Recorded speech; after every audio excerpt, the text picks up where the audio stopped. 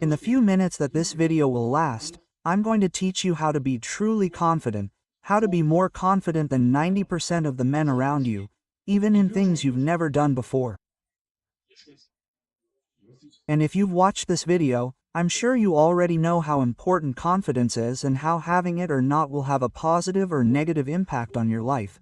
Because I assure you that without confidence you will never be a man who achieves his goals, who has a good mindset and, therefore, who is perceived by others as a successful man, a man full of abundance.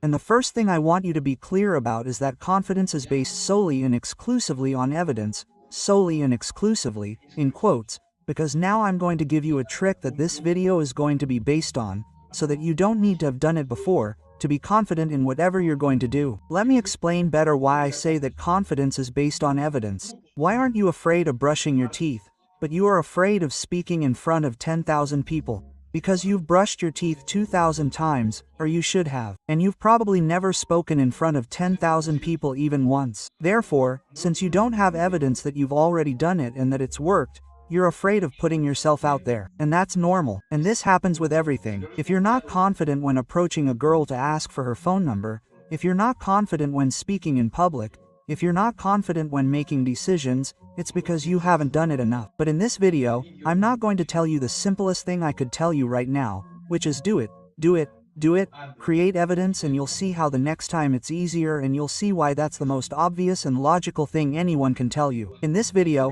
I'm going to teach you two things. First, how have I overcome this thing of not needing evidence to expose myself to new things and make them really successful. And second, a trick so that I can break the barrier, build a mini evidence, and then create confidence on top of it.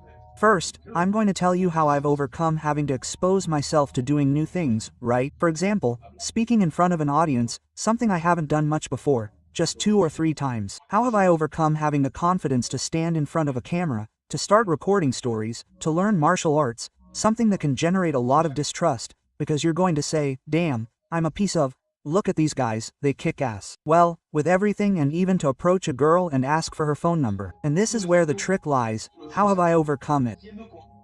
And it's by being aware and taking advantage of the evidence that I've overcome things that are harder than these before.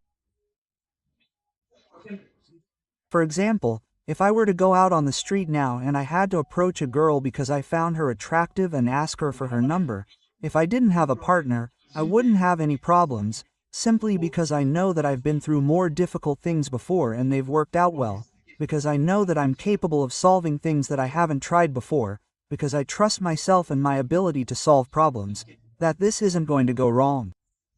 It's like I'm weighing it all up and saying, okay, what's more dangerous for me if I've never done it before? Speaking in front of 500 people or the chances of making a mistake, because those are the thoughts that come to mind constantly, or asking this girl for her number, and the worst that could happen is that she'll say no and laugh and leave. Which is more dangerous if we're talking about the brain, the subconscious? Okay, what do I detect as more dangerous? For me, of course, and clearly, speaking in front of 500 people. Wow, if I've already done that, if I already have evidence that I've exposed myself to that and that I've been able to do it well and adapt to it, I have evidence that this can't go so badly. So, I'm going to do it.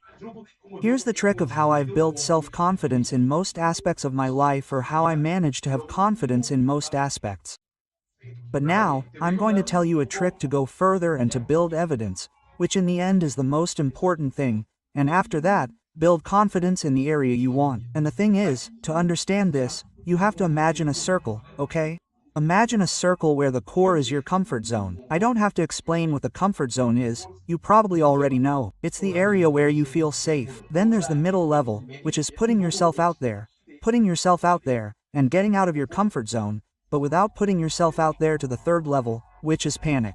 Okay, once we have the circle figured out, now imagine that you're in your comfort zone, but would you like to talk to that girl, ask for her phone number, talk to those content creators that you just ran into on the street and that you think are really nice, maybe you even have a business offer to propose to them, but you're still terrified of the rejection you might get? And this is where the magic of this circle comes in. Your comfort zone would be to not say anything, not interact with them, walk away and just sit there in your regrets thinking, wow, why didn't I do that? Wow, and maybe my life would have changed. Quote, that's your comfort zone. The panic zone would be to go and talk to them, which is what's causing you this discomfort right now of, I dare, I don't dare, I dare, I don't dare, I dare, I don't dare. But then the middle zone, which is the middle level, is the best zone because that's where you're going to move, where you're going to approach them, and instead of saying, hey, look, I've been thinking about a business idea that might be a great fit for you guys, or something, I don't know what. Or you can go up to that girl and say, hey, give me your phone number because I think you're pretty. Come on, give it to me. That's the panic zone. But the mid-level zone would be to approach these content creators, for example, and just say, hey, how are you? I know you from this, or to the same girl you say, hey, how are you? How are you doing today? Quote, anything. That's the middle level zone. It's like neither one thing nor the other, but you've already created the evidence that you can approach them and talk. I truly hope that this video is providing you with real value, and I'd like to take this opportunity to tell you that in the first link in the description you have access to my Instagram account, the place where I probably show myself most personally. And not only that, but I also continue to share information that I'm sure you'll like if you watch these types of videos. In addition, it's where I document my entire process to reach the best version of myself and where I share all the information that I'm learning along the way so that everyone can take advantage of it and not make the same mistakes and advance much faster than 99% of people. But come on, it's simple. If you're someone who likes to improve, who likes to grow, who likes to develop personally, I just invite you to take a look and then decide if it's worth it or not. Let's continue with the video. That will create the evidence that next time or even right then and there it won't be so hard to get to the next step because that will become your comfort zone.